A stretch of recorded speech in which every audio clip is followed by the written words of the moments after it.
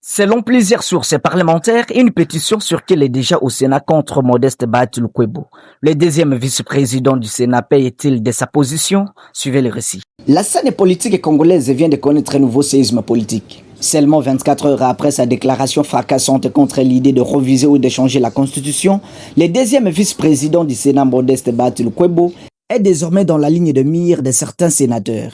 À 9 jours seulement de la rentrée parlementaire, une pétition a été initiée contre lui au Sénat.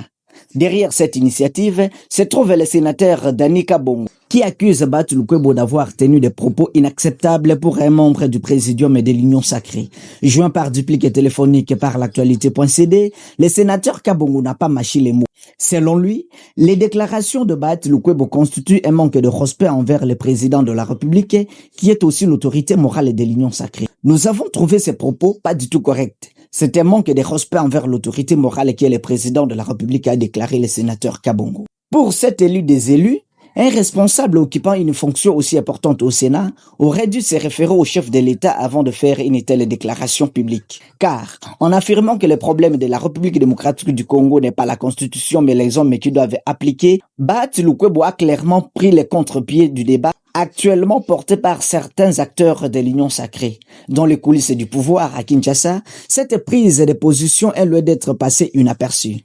La pétition lancée contre lui pourrait ainsi ouvrir une nouvelle bataille politique au sein du Sénat.